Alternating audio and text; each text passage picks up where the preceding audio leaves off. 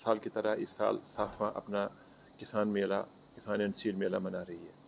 ये 6 और 7 मार्च को मुनक़्क़द हो रहा है किसान मेला, और ये एक प्लेटफार्म हमारी यूनिवर्सिटी ने बनाया है, जिस प्लेटफार्म पे हमारे सारे स्टेक होल्डर, जिनमें हमारे साइंसदान हजरात, जिनमें हमारे टेक्नोक्रेट्स, जिसमें हमारे extension agencies, government departments, align departments, farmers, innovative farmers और गवर्नमेंट के ऑफिशियल्स इस किसान मेला में हिस्सा लेते हैं।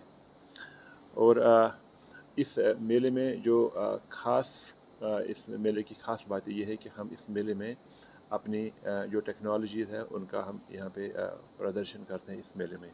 और इस साल जो एक स्पेशल फोकस है इस किसान मेले का, वो है ऑर्गेनिक एग्रीकल्चर, क्योंकि आप लोगों ने शायद सुना ही होगा कि देश में भी ये एक रुझान है, एक नया चलन है, और ऑनरेबल प्राइम मिनिस्टर और honourable finance minister of India ने भी अपने फिनेंस बजट में नेचुरल फार्मिंग पे जोर दिया है। तो हमारी यूनिवर्सिटी ने पहले से ही इस किसान मेले का थीम रखा था ऑर्गेनिक फार्मिंग।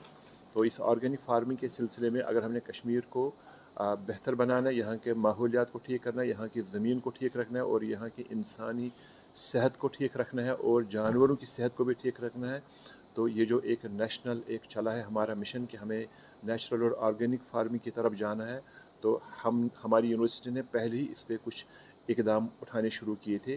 तो इस मेले में हम यूनिवर्सिटी की वो टेक्नोलॉजीज़ का प्रदर्शन करेंगे, उनका यहाँ पे इस मेले में दिखाएंगे जो टेक्नोलॉजीज़ इस ऑर्गेनिक फार्मिंग को आगे ले जाने में बहुत ज़बरदस्त सहायता और कारगर साबित होगी। और साथ में वो फार्मर, वो किसान भाई जो अभी हमारे इस यूटी जम्मू कश्मीर में ऑर्गेनिक फार्मिंग कर रहे हैं, चाहे वो ऑर्गेनिक इनपुट बना रहे हैं जो टेक्नोलॉजी जो हमने उनको दी है, या वो ऑर्गेनिक प्रोडक्ट बना रहे हैं, चाहे सब्जियां हैं, फ्रूट है, फल है, तो वो भी इसमें रहेंगे।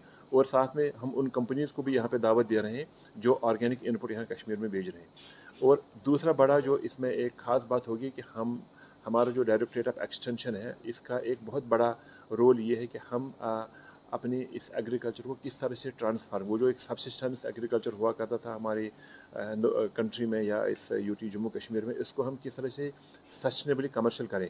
तो उसके लिए एक बड़ी हमारी एक कोशिश ये है कि हम अपने फार्मर्स को और हमारे जो किसान भाई, हम उनको कैसे ये समझाएं कि इसको ट्रांसफार्म करने में नई टेक्नोलॉजीज़ का कैसे इस्तेमाल करेंगे। और वो फार्मर जो इसमें कामयाब हुए हैं, हमने उनको नाम दे रखा है चैम्पियन फार्मर्स। तो इस किसान मेले में वो जो 20 कम से कम 20-25 चैम्पियन फार्मर यहाँ पे होंगे, और वो अपने उस कारकर्दगी के बारे में भी खुद यहाँ पे डिस्प्ले करेंगे कि क्या होगा।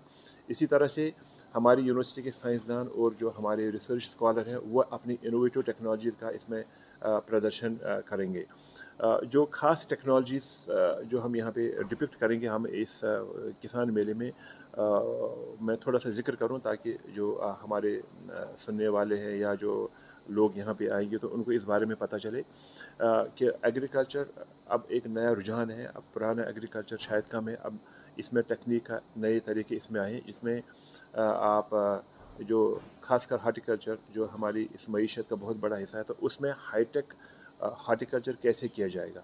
इसी तरह से हमारे कुछ कैश क्रॉप्स हैं, वेजिटेबल कल्टीवेशन, तो उसमें वो होता है आजकल प्रोटेक्टेड कल्टीवेशन में। तो हाईटेक प्रोटेक्टेड कल्टीवेशन कैसे होता है।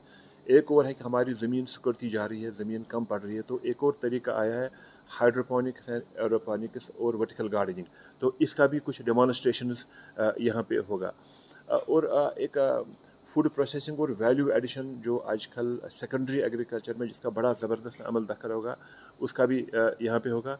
और एपिकल्चर आपने सुना ही होगा, एपिकल्चर जो बहुत ही ज़रूरी है, सिर्फ इसलिए नहीं कि हम शहद की पैदावार उससे करते हैं, लेकिन एपिकल्चर इसलिए ज़रूरी है कि फूड प्रोडक्शन में या खासकर हार्टिकल्चर प्रोडक्शन में एपिकल्चर का शहद की मक्खी का बड़ा ज़बरदस्त अमल दखल है, उसका भी हम यहाँ पे देखेंगे।